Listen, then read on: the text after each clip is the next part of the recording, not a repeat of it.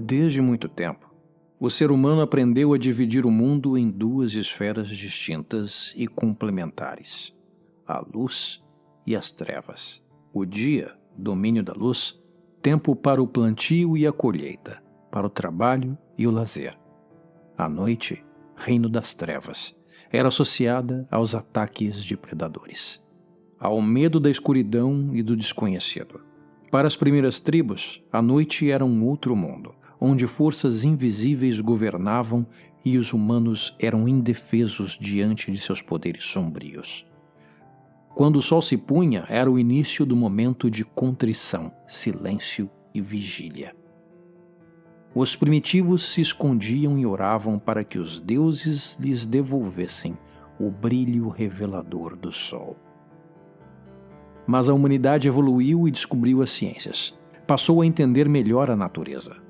Com o avanço do conhecimento científico, a sociedade ampliou o domínio da luz, das coisas que faziam sentido. Descobrimos os universos microscópicos nas estruturas dos átomos. Nos maravilhamos com a imensidão de bilhões de galáxias além da nossa. Nossa curiosidade parecia afetar o equilíbrio entre luz e trevas, que passou a ter um sentido mais simbólico na cultura universal. Passamos a apreciar o que podíamos compreender e a temer e odiar o que não tinha explicação. Luz virou sinônimo de conhecimento. Trevas? Bem, as trevas é onde residem as coisas que não conseguimos ver ou compreender. Na década de 30, o astrônomo Fritz Zwick calculou a massa de algumas galáxias e percebeu que o resultado era 400 vezes maior do que sugeriam as estrelas observadas. O cientista chamou esta diferença de matéria escura. É uma parte do universo que os astrônomos sabem que existe, mas ainda não sabem exatamente o que é. Pelas contas do professor Fritz, não é apenas um detalhe na composição do universo, e sim seu principal ingrediente. Hoje em dia, calcula-se que a matéria escura corresponda a mais ou menos 95% do universo. Em outras palavras, 95% do universo pertence ao mundo das trevas, inalcançável para os nossos sentidos e nossa tecnologia. Nosso mundo minúsculo governado pela luz é apenas uma fração se comparada ao outro mundo, o mundo governado pelas trevas. Um universo sobre o qual nada sabemos, que nos é invisível aos olhos, cuja influência sobre nossa existência é tão misteriosa quanto inegável. Como temiam nossos antepassados, há sempre uma sombra à espreita, não importa o quanto o sol brilhe.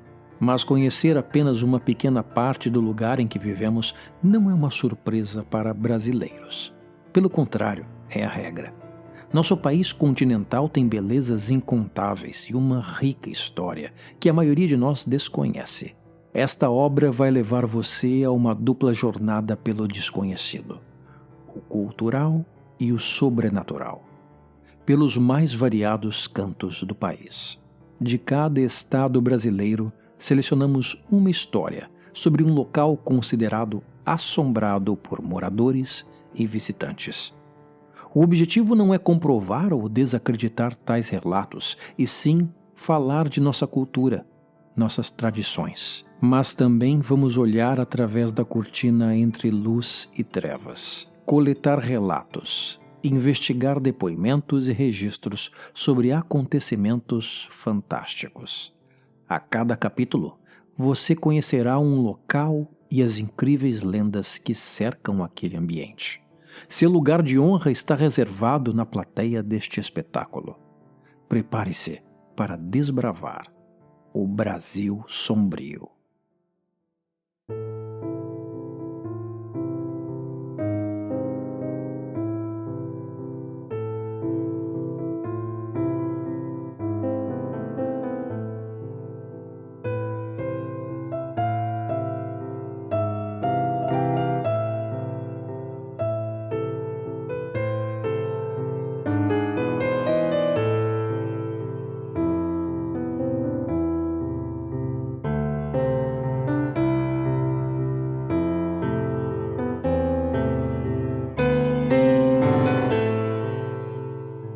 O Teatro Amazonas. Em 1881, Manaus vivia o auge do ciclo da borracha.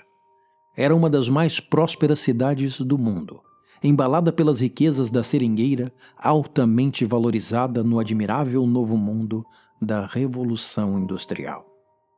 Os mais poderosos empresários da época costumavam vir até a cidade e fechar contratos milionários de exportação de látex. Tanta prosperidade e fortuna acabaram despertando um sentimento de rivalidade com outra cidade da região, Belém, que também se oferecia como alternativa para o comércio de borracha amazonense.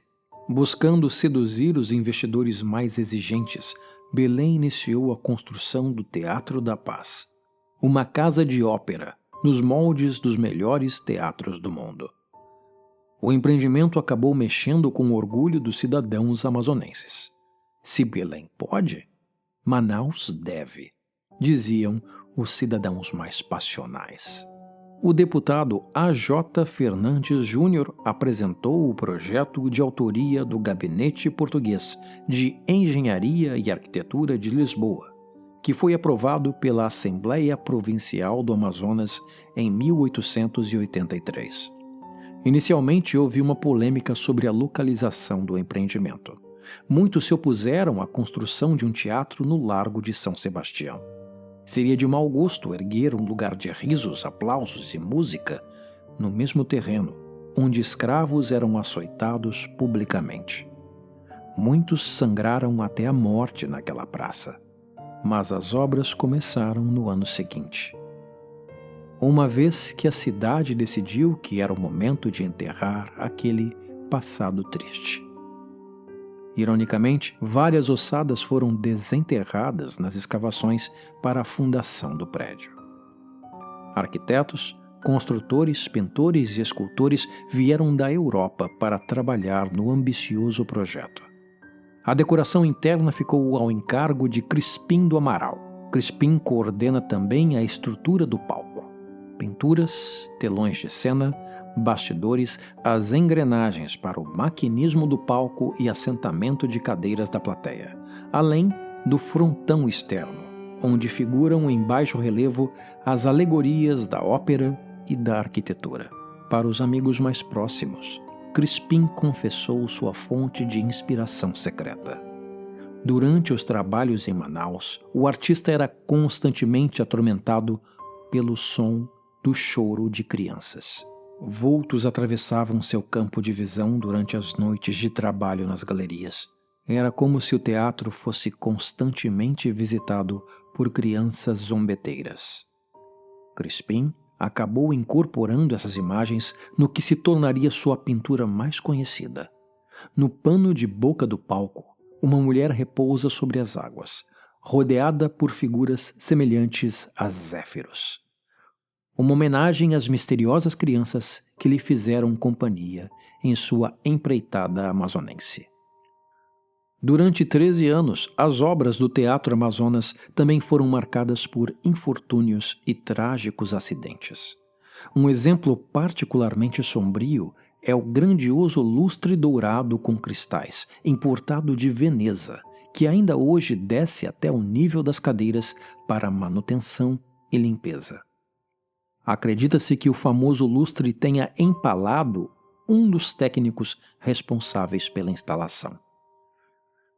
Os registros não são muito detalhados, mas também há relatos de mortos por desabamentos, quedas e, principalmente, malária, além de outras doenças tropicais que vitimaram muitos trabalhadores do velho continente. O prédio foi inicialmente inaugurado no dia 31 de dezembro de 1896, com capacidade para 701 pessoas. E mesmo depois de aberto ao público, o Teatro Amazonas continuou clamando vidas. Em 1912, uma companhia italiana chegou a Manaus para encenar A Dama das Camélias.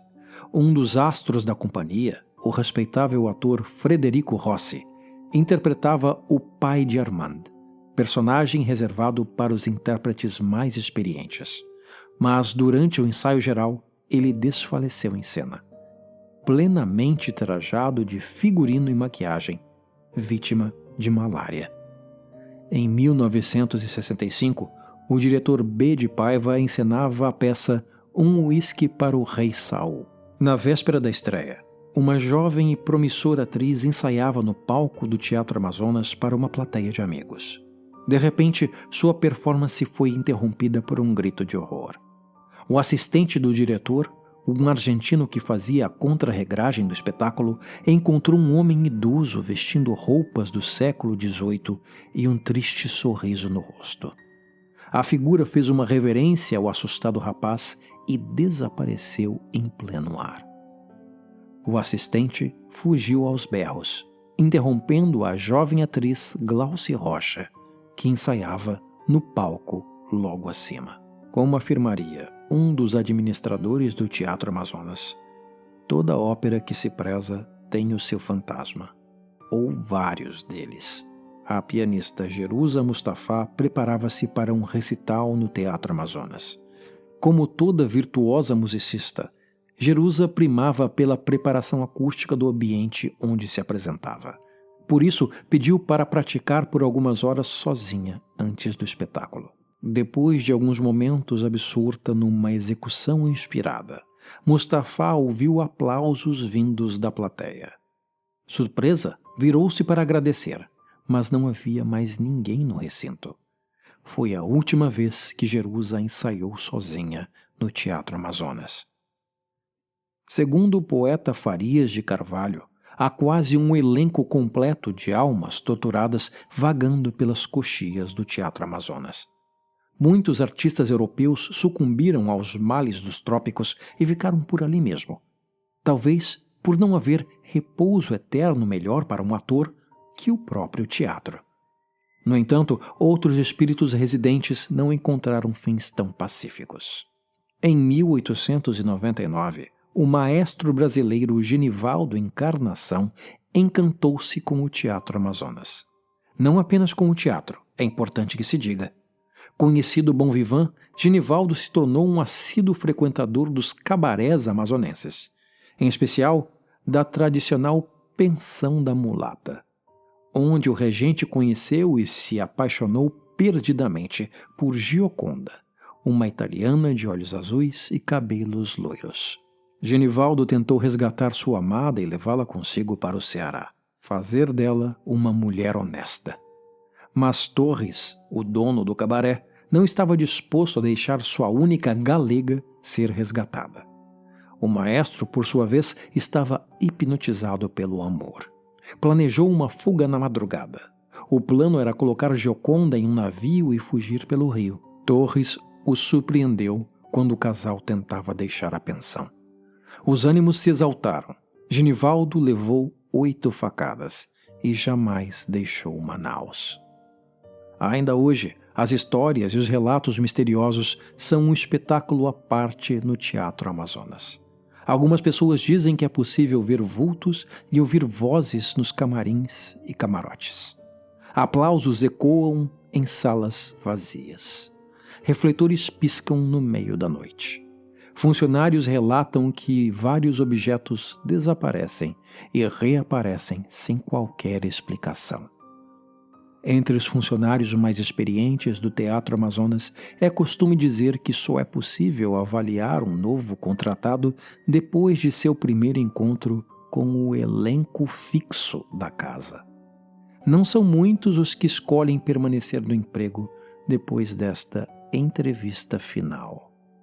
Apesar de tantos relatos assombrosos, o teatro alcançou o status sonhado pelos seus idealizadores.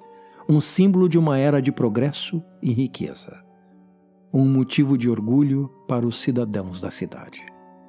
E mesmo o seu lado obscuro foi acolhido pela população, que compartilha as histórias fantásticas dos espectros residentes no prédio.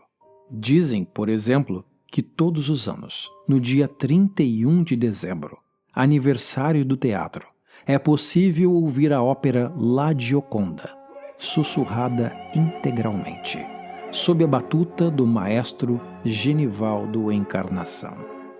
Para aqueles que procuram um programa para o Réveillon, considerem-se convidados. para esta inusitada atração artística: assistir à Ópera dos Espíritos nas galerias escuras do Teatro Amazonas.